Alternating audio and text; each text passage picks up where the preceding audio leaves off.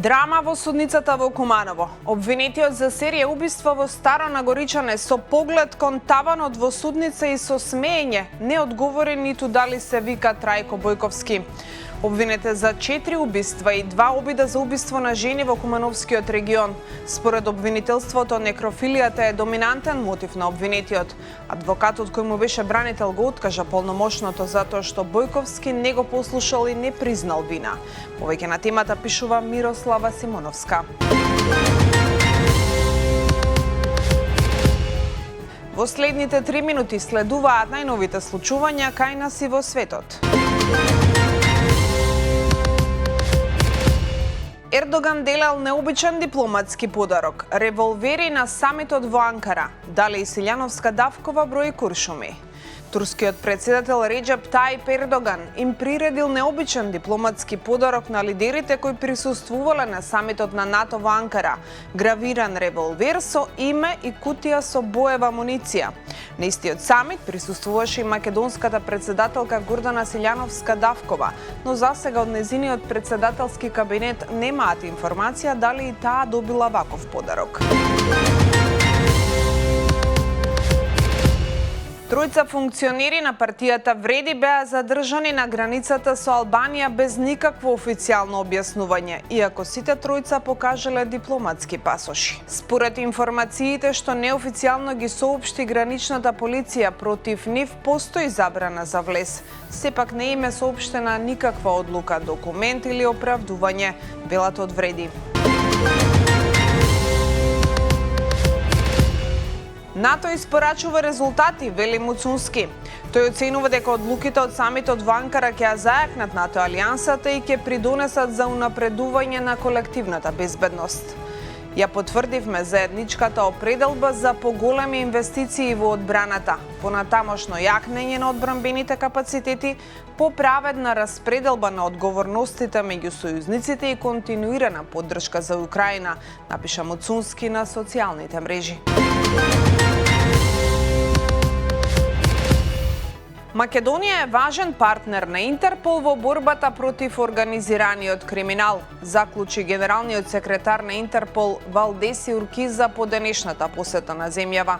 Уркиза истакна дека Центарот за обука на МВР е значајна институција за подготовка на идните полициски службеници. Со имплементацијата на One Stop системот, граѓаните добиваат едно застанување, една гранична контрола и значително пократко време на чекање, а државите добиваат поефикасно управување со границите, поголема безбедност, повеќе трговија, туризам и регионална поврзаност, велат од МВР. Ревизија ја растресе Агенцијата за вработување. Милиони во 5 града, договори од 3 дена и 77% од хонорарите кај еден адвокат.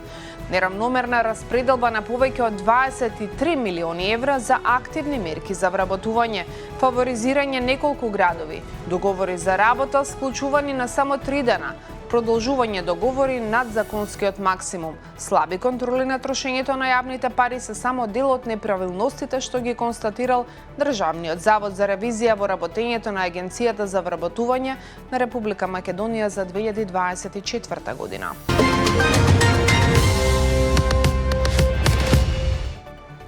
Уште еден судски спор го дели градот од отстранување на опожарената галија Среќа, која со години скапува во коритото на Вардар. Една година по опожарувањето на галијата, Слободен печат дознава дека градот води 2 судски спора за овој објект, од кој едниот неодамна е обжален на апелација, а потоа добиен во полза на градските власти. А сега, според град Скопје, се чека епилогот од второто судење. Крај за карго возовите низ Скопје. Новата обиколница носи побрз транспорт и почист град. Новата карго железничка обиколница кај Скопје ќе донесе значајни придобивки за животната средина, но и ќе го забрза товарниот транспорт низ земјата, изјави вице-премиерот и министер за транспорт и врски Александар Николовски при посетата на Гевгелија.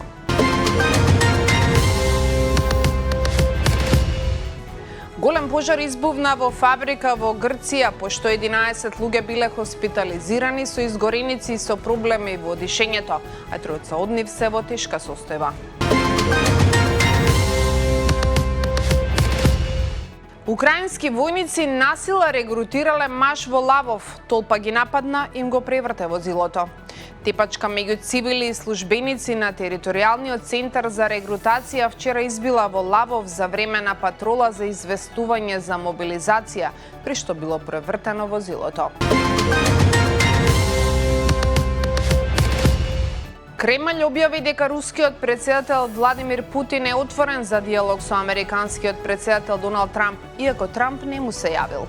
Господинот Трамп очигледно беше многу зафатен по сите контакти во Анкара, па затоа никој не се јавил вчера, изјави портпаролот на Кремљ Дмитрий Песков за новинарите, осврнувајќи се на разговорите што американскиот претседател ги имаше за време на неговата посета на турската престолнина, каде што учествуваше на 36-тиот самит на НАТО. Во Германија повеќе од 5000 смртни случаи по јунскиот топлотен бран. Околу 5100 луѓе починаа во Германија од причини поврзани со горештините за време на топлотниот бран во јуни, покажуваат проценките на Институтот Роберт Кох. Според Светската здравствена организација, јунскиот топлотен бран веќе се поврзува со околу 1300 смртни случаи во Европа, додека други проценки достигнуваат и до 20.000.